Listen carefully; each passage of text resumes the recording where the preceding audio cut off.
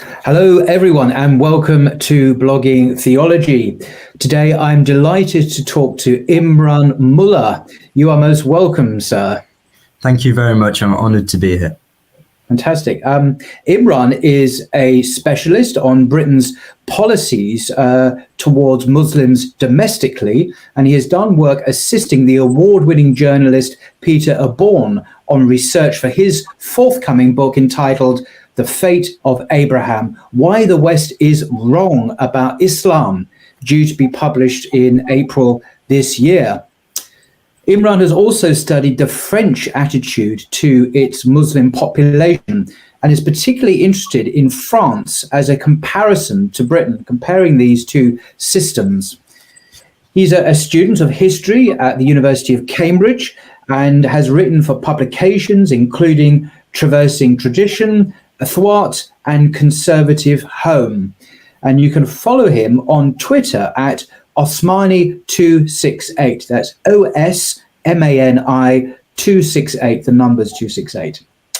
So just to introduce this, the 2022 French presidential election will be held on the 10th of April, so it's not far off. And you've written in a recent article, and I quote, Eric Zemmour, the most controversial candidate for the French presidency, believes that France is veering towards civil war. Who is this guy and why did he say it? Why did he say this, do you think? Well, I think it's important to understand the environment into which he's entering when we think about the French election. This is not a situation where you have anti-Muslim candidates versus candidates who support Muslim religious liberty. Across the board, across the political spectrum, left and right, everyone is against the idea of religion being in the public sphere, and they see Islam as being a specific problem. So President Macron, of course, has been responsible for a number of anti-Muslim measures, the closure of over 600 Muslim organizations, including mosques, the introduction of we can talk about this later, but the introduction of a charter of principles for Republican French Islam. He's a figure who demands assimilation from Muslims, and he's the centrist in this scene. Now, the traditional... He's a moderate guy. He's not even an extremist in the French political sense. He's kind of like the middle of the road. No, he's accused of being pro-immigrant and pro-Muslim. Because he distinguishes between so-called Islamism and Islam. So Marine Le Pen is the candidate of the traditional far right, the National Front Party, now renamed. And her policies are just sort of lazy anti-Muslim policies. They haven't changed much in the last few years. Now she's saying she wants a ban on the hijab outright everywhere. France already has a ban on hijab in schools, but Marine Le Pen wants to extend this to anywhere public. Now, Marine Le Pen faces a challenge from Valérie Pécresse. She is the Republicans' candidate. They are a centre-right party, except in Britain, we would consider them to be far-right. So Pécresse has an explicitly assimilationist stance towards Muslims. She wants to reduce the number of Muslim immigrants. She attended a protest a few years ago against Muslims praying outside on Friday when the prayers spilled over outside of the mosques, and she said this was unacceptable. So definitely an anti-Muslim candidate. She's actually pretty moderate on economic issues, but when it comes to Islam and immigration, she's very hardline. So it's into this scene that Eric Zemmour arrives as the most controversial candidate. He is unlikely, highly unlikely to win. He's unlikely to even get into the second stage of the election, but he's a very significant candidate because he's completely transforming the political stage. He's taking Islamophobic, anti-Muslim rhetoric to unprecedented levels, essentially. He, unlike Macron, declares that there is no distinction between Islam and Islamism. So Macron says, I'm not against the religion of Islam, I'm against political Islam, and Islam that's essentially too much in the public sphere. Zemmour, by contrast, says that you can't really follow Islam and also be a good French citizen. Now, his background is as a journalist. He's been saying this for many years. He's one of those provocative polemicists. He was actually prosecuted for racial hatred in 2011. So he has a long history of being controversial and of speaking out against what he calls political correctness. Although, of course, anti-Muslim discourse in France is ubiquitous. It's hardly stifled. So Zemmour thinks France is heading towards a civil war, essentially, because of the Great Replacement. And here he's parroting the conspiracy theory, which was first spoken by Renaud Camus. Now, Renaud Camus is this esoteric fascist figure who's explicitly fascist in his thought. And he believes that France and Europe more broadly has been taken over by Muslim immigrants. And it's all an elite plot to replace the indigenous white population with brown and black Muslims, essentially. So Zemmour has explicitly supported this theory, taken it out of the realm of being a kind of fringe far-right conspiracy theory into the political arena. And he said, the elites have concealed the reality of our replacement. So there is an explicit racism in how Zemmour's talking. It's not just a kind of secular assimilationism. He doesn't want immigration. He wants to put a stop to immigration. And for French Muslims, he demands that they must completely appropriate French culture, essentially. Now, this even means that he's suggested there should be a ban on the name Muhammad because it's not a French name. This is, the extreme level to which he's gone. So, if any civil war is going to happen, which it's unlikely, we mustn't be alarmist. But Zemmour's the kind of person who's sort of pushing this. He's pushing the conflict. He's trying to stir up hatred and tensions in France, and I think it's a fairly dangerous situation.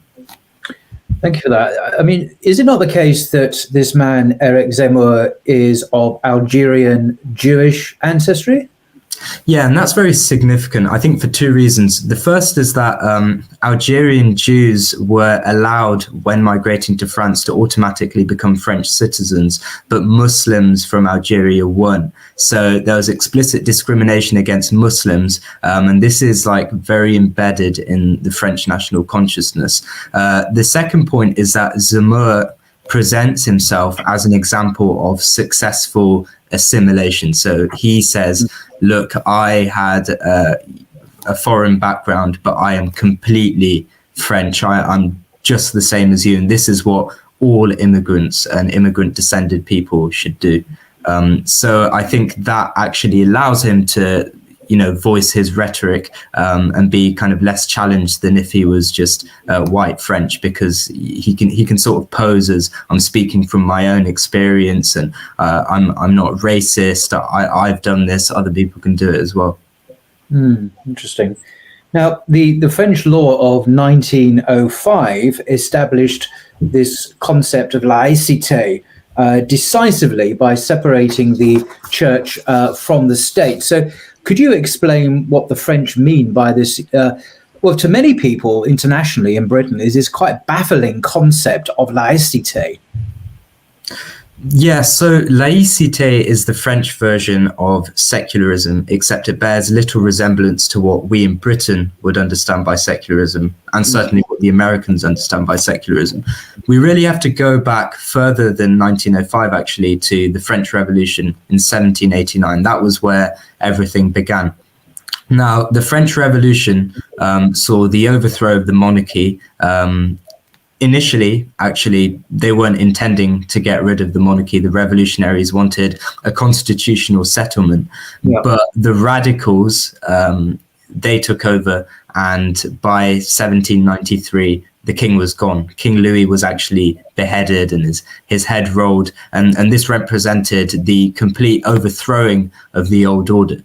Now, what was significant about religion is that Catholicism was seen correctly by the revolutionaries to be completely tied to the old order. It was part of monarchical authority. And that meant that republicanism was inherently anti-clerical. It was inherently about subjugating Catholicism as part of overthrowing the old order. And so that meant that the Concordat system was established. What that was that the state would employ the clergy and would have a say in appointing bishops. So what you saw here is that the revolutionary regime suddenly had a lot of control over religion. The Catholic clergy lost a lot of their power, but this was still not what we would understand by French secularism today.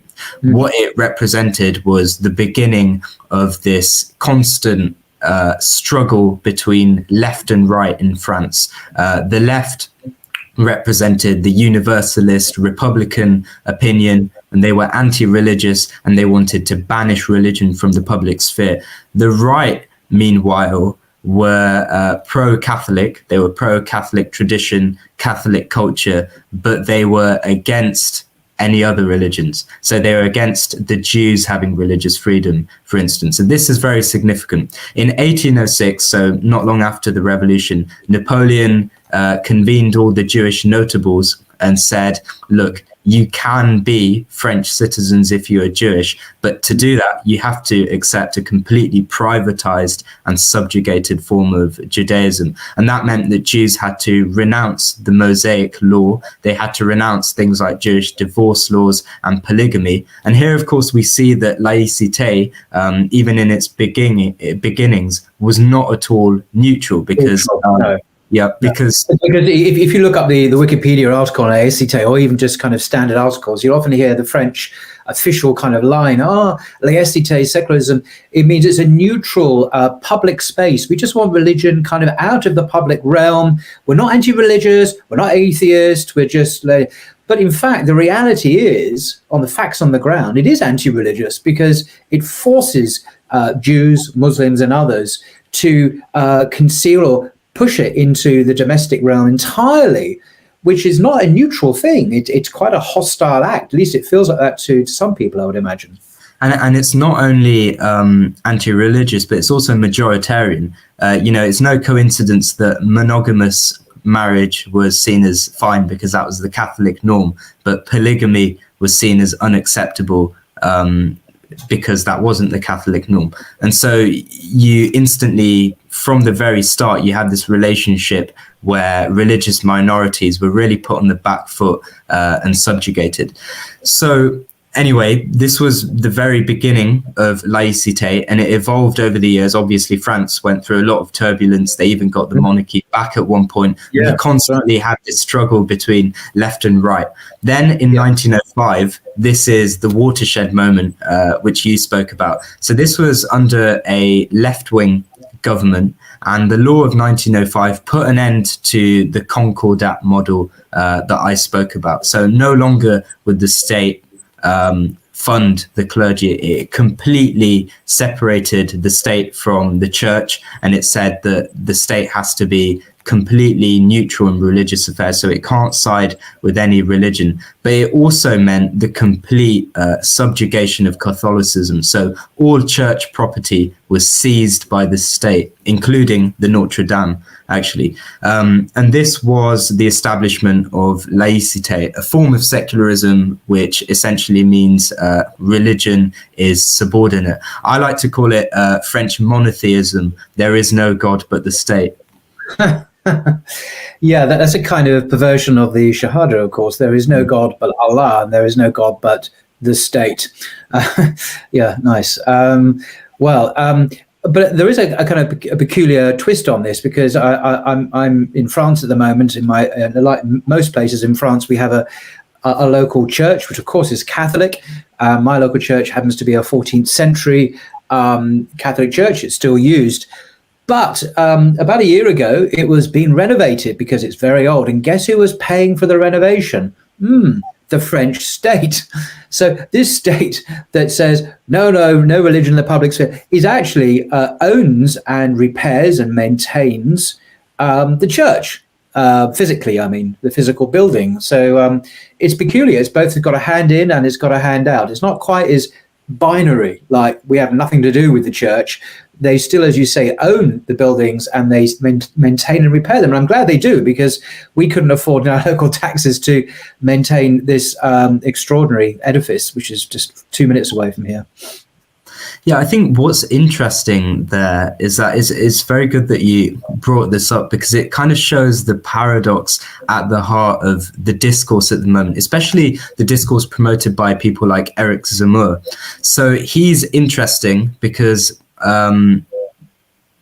a few weeks ago it was Christmas, and Eric Zemmour did a kind of dramatic video where he declared that you don't have to be religious, you don't have to be Christian to appreciate Christmas, you just have to appreciate Western civilization. So what he's defending really is a kind of cultural Christianity. It's not the real thing. There's no substance in it, because there's no defense of religious freedom or religious authority. Catholicism has essentially been completely subjugated, but there is this kind of defense of what they see as a Catholic culture, a certain norms and traditions against a foreign incursion, and this foreign incursion is Muslim. So laicite, the battle erupts again a few decades after 1905, when large numbers of Muslim migrants start moving to France. And they are, of course, from the French colonies. Now, France had a very assimilationist approach to its Muslim colonized, far more so than Britain. Although Britain did also have this idea of civilizing the natives, of refashioning a certain class of the natives into essentially Englishmen in all but skin and blood. So that was present there. There is that commonality between all the European colonial empires, but the French took it to the next level. It was the French imperial project was extremely intrusive and penetrating. Lots of French settlers went to Algeria. So most of the population of the Algerian capital in colonial times was actually white French, and the French set up schools all over their colonized territories, essentially teaching young colonized children about French culture and trying to assimilate them into being good French subjects. So just to clarify, Imran, so you're saying that a whole bunch of French people went to North Africa, Algeria, obviously they colonized the country, it actually became France itself. It wasn't a colony, it was France. It was a department of France itself. Are you saying, though, that these Frenchmen didn't assimilate in North Africa, in Algeria? They didn't become good Algerians. They didn't adopt the local culture and religion and even the faith, God forbid. You're not saying they did that. So when the French went to Algeria, they didn't assimilate. But when Algerians came to France, mainland France, if that's the right word, they were expected to assimilate. Is that right? So it seems a different set of standards going on there, perhaps. It's an extreme hypocrisy. And, you know, it shows the complete paradox of everything that people like Eric Zemmour say, because they make out essentially that these Muslim populations in France shouldn't really be here and they should be grateful for being here. But of course, France became multi-ethnic and multi-religious when it expanded to include this big empire, and it wanted everyone to be French in the way that it envisioned, essentially. So all these Muslims are encouraged to become civilized and like the French people in the colonies, and then they arrive on French shores, but guess what? They're still Muslim.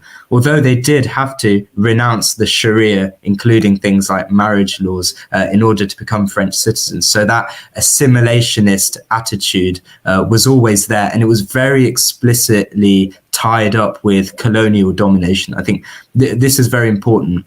The French state, this goes back to what you were saying, doesn't have the same sort of relationship with Islam as it does with Catholicism, because its relationship with Islam is fundamentally a colonial one. And you had lots of French citizens who were Muslim at the same time as the French were still conducting their colonial campaigns in North Africa. So, you know, 1 million Algerians died at the hands of the French colonial project. You had the Algerian War, which saw extreme brutality, all sorts of new torture methods pioneered, and you had all these French Muslims sitting at home in Paris and being absolutely horrified by this.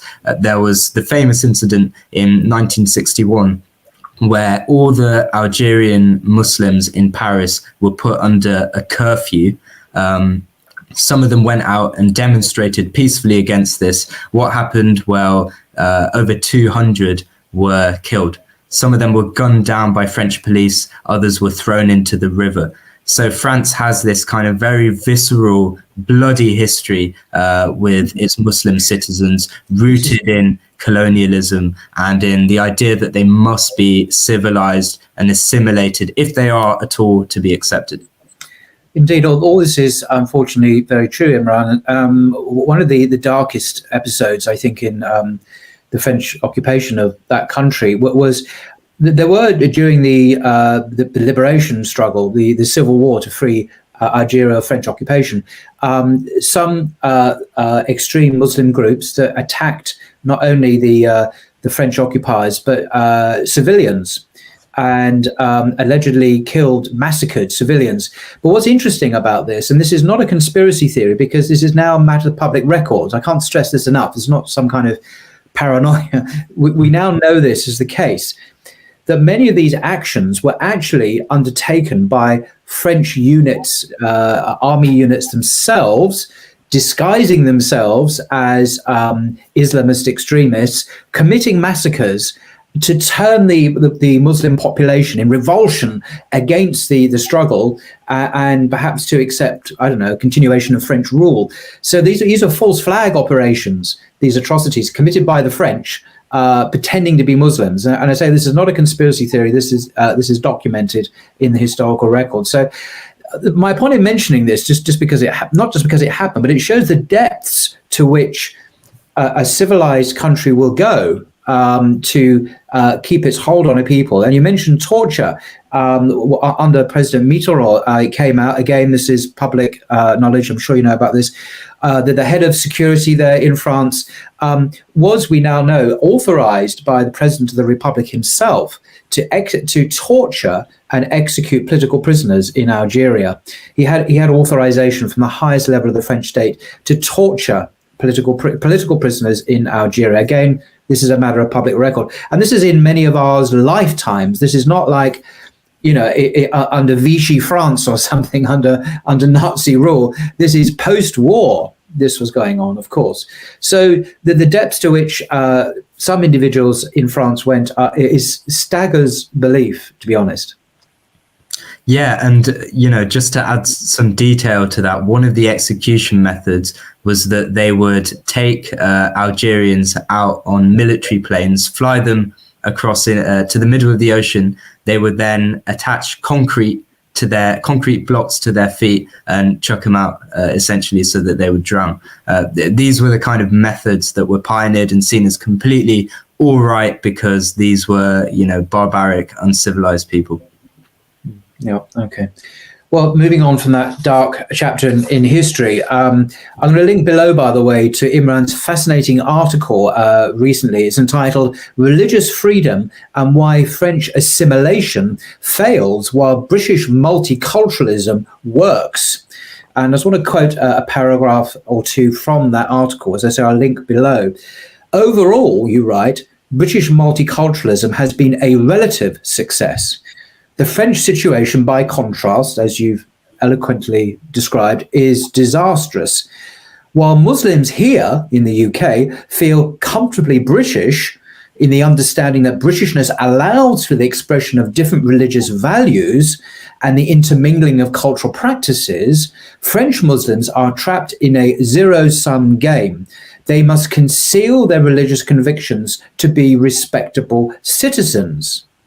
However, and then you go on to say this, we, meaning British people, we face an attack on our traditional multiculturalism from our own government, which is currently promoting a muscular liberalism, compelling people to either accept British, read liberal, values or be labeled an extremist.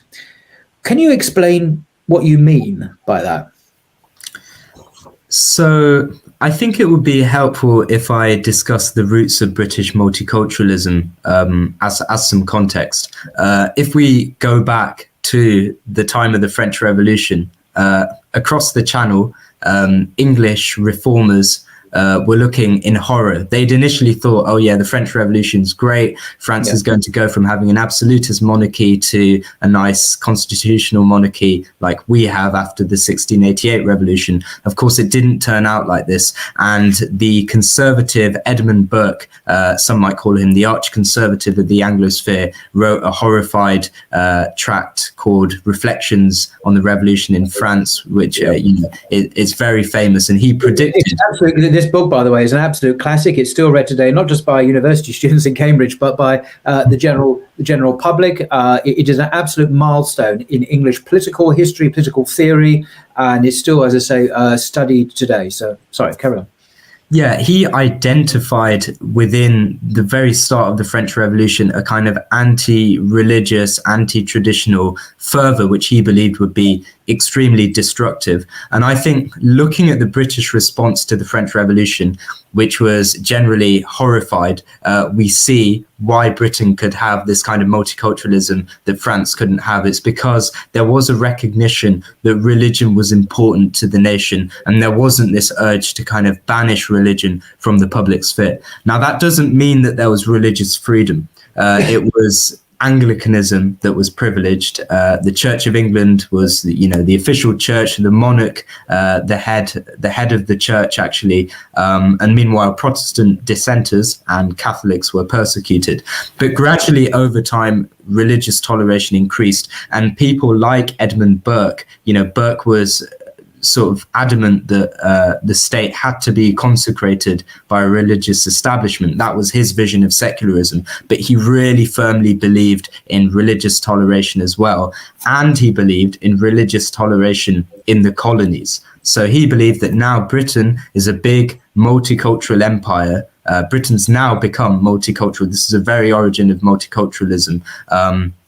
And there are loads of Hindus, there are loads of Muslims, and we should essentially not intervene too much in their traditional structures, because these are, long evolved and adapted and very important traditions and cultures, and it will be arrogant and presumptuous. And essentially what the French revolutionaries tried to do, to attempt to intervene in these structures and tear them apart. So Burke, I see him as the original proponent of British multiculturalism, and an important articulator of that from a traditional conservative standpoint.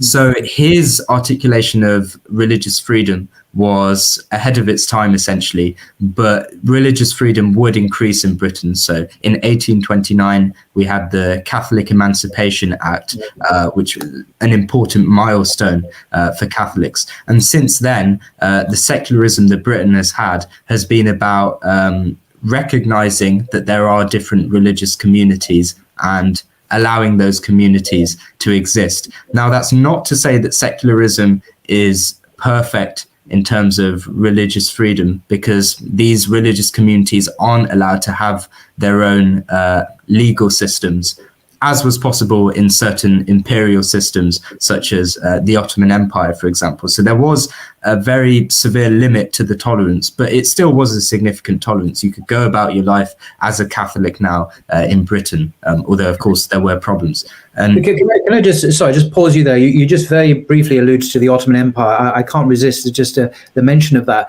At the same time that we were struggling to give, not give religious minorities freedom, or very limited freedom, in the Ottoman Empire, which today is the successor, the secular state of Turkey, is all that's left, I guess. We see a genuine pluralism where religious communities, be they Jewish or Christian or whatever, could operate quasi-autonomously. So they could have polygamy, they could arbitrate divorce and inheritance laws and so on, according to their own mores and customs, quite freely under Sharia. In fact, that right is enshrined in Sharia. But this is much more advanced, looking back the 18th and 19th century here, than the situation in Britain or in France, where there was much less freedom, autonomy, and religious freedom of expression, I think. Would that be fair enough, do you think? Yeah, and interestingly, the Ottoman Empire actually reduced the freedom for its non-Muslim religious communities when it tried to adopt a more liberal framework, because it granted equality, which previously had not been there. It was a hierarchical system where the Sharia was dominant and would, win over the other systems of law if it came to a clash. But there was legal pluralism.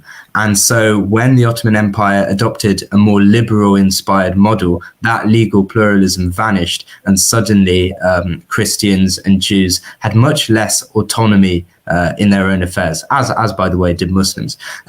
But anyway, back to Britain, the roots of multiculturalism are in this particular secularism, which did not see the need to banish religion from the public sphere. So when you had loads of migrants coming over from the formal colonies, actually encouraged to come by the government, it was considered absolutely fine that they would have their own mosques and their own religious institutions. It was recognized that there's a Muslim community, there's a Hindu community, there's a Sikh community, and they can still be British. So the umbrella of Britishness was very wide and broad. Now, what you're talking about is the recent shifts that have happened towards muscular liberalism. Muscular liberalism is not a nickname, by the way. It's what the government itself calls it. So in 2011, David Cameron gave his famous speech where he said multiculturalism has failed, and he essentially said we're being too intolerant of intolerance, and he was really targeting the speech at Muslims. He suggested that Muslims were self-segregating and creating their own parallel communities where they weren't accepting liberal values and they were continuing to live by their own values. Now, the problem with this narrative is that it wasn't exactly true. Muslims don't self-segregate. Muslims are more likely than the general population to live in ethnically mixed areas. Muslims identify very strongly with Britain in general, more strongly than the population at large. And there's actually a positive correlation between identifying as British and being religious. You also have. I just mentioned. Sorry, just to in the article I've linked below. You'll see links to the surveys that back up what Imran is saying. He's sort of giving his opinion here. This is summarising research that was done independently that shows what Imran is stating. Just wanted to make that clear. That's right. All the data shows that there is no significant self-segregation. There are no no-go zones for Muslims, as right-wing commentators sometimes like to suggest. There are no areas where non-Muslims can't go into. These are all completely fabricated myths. So David Cameron was attacking the Muslim community. He was saying that multiculturalism has failed and essentially we need a new settlement. Now, his thinking here he didn't just wake up one day and decide that this was the case. He was significantly influenced by a number of neoconservative think tanks. Especially important was Policy Exchange, which was from America. Initially, it had a lot of American influence, and it took its ideology from American neoconservatives. So it's very different to the tradition of British conservatism. Policy Exchange recommended that the government introduce this idea of extremism. So it said it's not good enough to go after terrorists, people who are breaking the law and who are committing crimes. We need to go after people who aren't really fitting in and aren't conforming, and people who don't comply with our values. And this is why the Conservative government has introduced the idea that there are fundamental British values, essentially. This is a bizarre concept that there can be British values, because when you look at what those values are listed as, it's democracy, the rule of law, mutual tolerance and respect, and essentially they're all just liberal values. So the implication there is that to be British, you have to be a liberal. But of course, not all. Those values you've just listed, rule of law, democracy, tolerance, I mean, for the life of me, there's nothing particularly British about them at all. I mean, the average Frenchman could agree with it. German, Scandinavian, American, as far as I know, South African or someone in Malay could agree with them. I mean, I don't see how they're distinctively British at all. I mean, they're just a list of abstractions which don't really mean very much unless you really define what you mean. What do you mean by the rule of law? I mean, whose law and how is it decided, and et cetera, et cetera. So it just struck me as a particularly vacuous list of abstractions. Absolutely. And it's also a form of extreme cancel culture, because it essentially cancels most of this country's history, because most people in the history wouldn't follow those values. And so were they not British? Was everyone before the British Empire fell because they didn't support democracy for the natives in the colonies? Were they not British? It makes absolutely no sense. But the aim of it is to enforce compliance with a particular model of liberalism. Now, of course, liberalism comes in many forms and it is constantly evolving. And this, what I think what's so ridiculous about the government's enforcing of British values is that what they're really enforcing is a kind of 2010 liberalism frozen in time, a kind of establishment liberalism that they like. And anything that's too progressive and goes beyond that, they're not happy with that, but they're certainly not happy with things that are too conservative. So you have introduced from here the idea of non-violent extremism. Non-violent extremism is vocal or active opposition to British values. That's how the government... So essentially, if you are not a liberal, you could be liable to being called an extremist. And that's how we had incidents like the Trojan horse affair in 2014.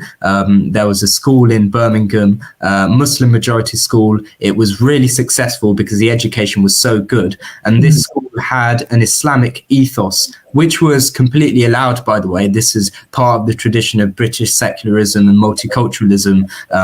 All schools have to theoretically have a collective act of worship every day. Obviously, lots of them don't actually do this, but that act of worship is supposed to be Christian unless the school's population is such that they can apply to say, well, can we have this act of worship be for a different religion? This school in question was basically all Muslim. And so they had Muslim worship every day. They had a kind of Islamic ethos, and their educational outcomes in a really deprived area of Birmingham were incredible. But then, an Ofsted inspection said that this is an outstanding school and actually said that the Islamic ethos is contributing to it. So this represents the old multicultural view. Then shortly after, a letter surfaced, which was supposedly from someone warning of an Islamic plot to take over schools in Birmingham. And apparently this school was trying to Islamicize other schools. Now, firstly, this made no sense because for the school to take over the other schools, it could only do that if the local authorities were involved. So it would have to be something that the government was in on, essentially. But also, what we saw here was a complete misunderstanding of how religion is treated with regards to schooling. The old multicultural idea that actually it's okay for a school to have an Islamic ethos. This is perfectly fine because of our understanding that Britishness can allow that. This was completely gone. And instead, the school became smeared as essentially extremist because it was indoctrinating pupils in Islam. And it turned out that that original letter was a hoax. So there was actually no plot. The case against the teachers who were accused collapsed. Ultimately, there simply was no Trojan horse affair, but they, their entire careers were impacted by it. They can't teach again. It's been an absolute catastrophe for the people who are caught up in that and smeared. But that case is so important because it illustrates this transition from British multiculturalism, our multicultural tradition, i.e. you can have a school with an Islamic ethos and you can have British school children who feel British in the understanding that this allows them to be Muslim, to a situation where you have a muscular liberalism and the sense that this Islamic ethos contradicts Britishness, and it means a failure to integrate and a failure to assimilate. And it is essentially a move towards a more French-style assimilationist model.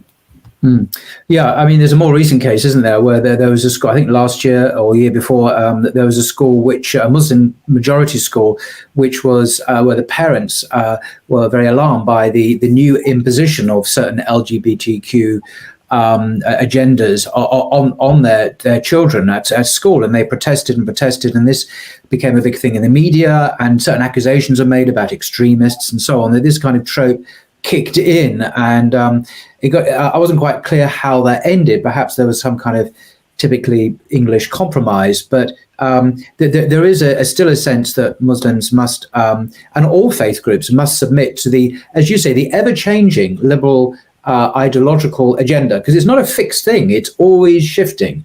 And it's like a moving target, and we're supposed to aim for that all the time. But of course, Islam, like Catholicism and other faiths, is not rooted in shifting sands. It's rooted in authority, objective morality, unchanging norms and standards of behavior. And so there is this tension or this clash that's just built into the complexity of the situation, I think.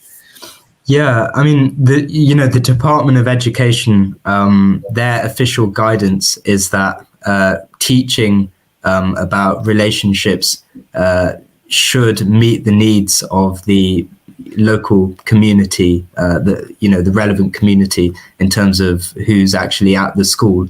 And so that means that the parents did not have the right to object to the teaching of this curriculum, but they did have the right to have a say in what kind of things were being taught. And the school ignored that and didn't consult them. And it was that lack of consultation that they were protesting. But what was interesting in that case was the implication that the parents were sort of not sufficiently British and extremist because of this, and you had them smeared in the press. When actually what's very interesting is that a coalition of LGBTQ activists actually condemned what the school was doing, because it said this is a school imposing a coercive liberal agenda through Prevent onto these parents. And, that's a perspective that we don't hear very often, but it was a situation where the local community were being told that they couldn't have a right to any say in their children's education because the implication was that they weren't sufficiently British and that the kids had to be saved from the religious views of their parents. So instead of a kind of complex situation of discussion and dialogue, which is what living in a pluralistic society is all about, instead of that, there was this kind of very harsh condemnation of the parents as somehow being extremist because they were against British values, which was really, not the case. And I would recommend people to search up the writing on this done by Professor John Homewood, who's a professor of sociology, and he has written in detail on this case and on how you had a failure of pluralism in action. It was sort of a case where the parents were really smeared as being un-British and extremist instead of being brought along in hand to a kind of dialogue. So this is really illustrative, like you say, of the new environment, which is an assimilationist environment. It is one that assumes that British Muslims, if they are too religious, are not liberal enough, and therefore cannot really thrive in British society. This is so strange because the Equality Act of 2010 doesn't say that anyone has to comply with any particular ideology. It says you can't discriminate. So it's about non-discrimination, but it doesn't say you have to affirm and accept a particular ideology. But the new idea of muscular liberalism, the prevent policy, British values, that suggests that actually you do have to comply with a particular ideology. I think we ought to just mention this is not just an issue that affects Muslims. I read, I think it was yesterday in the media, how thousands of Orthodox Jews in London were protesting about the same issue, about the imposition of alien values on their school, on their Jewish schools in London, and even other people, traditional Catholics and evangelicals and even non-believers are also being required to straitjacket and conform and submit to this new ideology. If it's everyone, is actually, whatever your background. Obviously, it impinges particularly on Muslims, the issues there, but it is a widespread problem that everyone has to deal with, and the issues of deplatforming or non-platform self-censorship, not being able to say things in the media about certain things, certain issues, not being able to dissent from things. The Pope recently, just a day ago, I read in the media, was talking about the cancel culture. He gave a lecture in Italian in the Vatican, and he used the English phrase in his speech. He said, and le cancel culture, he said, in reference to this Western phenomena now. It's not just Britain as well. So this is really a civilizational, existential thing that's happening, in large sections of the world now, and is impacting us in France and Britain and everywhere. The Vatican is complaining about it as well. So I think we're in for the long haul here, and it's not a happy outcome at the moment for us. I think cancel culture is very interesting that you mentioned this, because it's something that it's an attack from both the right and the left. Essentially, it's not just coming, for example, from the left. In fact, at certain times, leftists are against this kind of thing. So with sort of policies that target Muslims on the grounds that they're, sexist or homophobic, and then seek to discriminate against Muslims or prevent Muslims from expressing their religion. Judith Butler, who's the author of Gender Trouble, she's very progressive, very famous. She actually criticized this, and she said, in the name of our freedom, we have the coercive liberal state targeting this religious minority. So help can come from all different places, and Judith Butler advocates a kind of process of dialogue and mutual understanding. But of course, the progressive left in general does have a problem with religion, and that's because their ideas are antithetical to traditional religion. They inherently aim to deconstruct. And often I think progressives are very happy with aesthetic diversity, but they're not happy with ideological diversity. No, so it's, we will accept everyone, and we absolutely want loads of non-white people with brown people's nice curries and nice ethnic clothing and so on. But God forbid there should be any metaphysical, substantive differences in terms of worldview and faith, or putting God first. The idea of putting God first is actually not just a Muslim idea, although it clearly definitely is. You're dethroning the state, and God is the supreme authority. That's also true in traditional Christians, I keep on saying, traditional Jews as well. And this idea is absolutely anathema to these progressive voices, because for them, man, our feelings, our opinions are sovereign. But in traditional religions, the divine is sovereign, and that, of course, is that accords with our fitra, our nature, and that's the way we're built to be worshipping creatures, I think.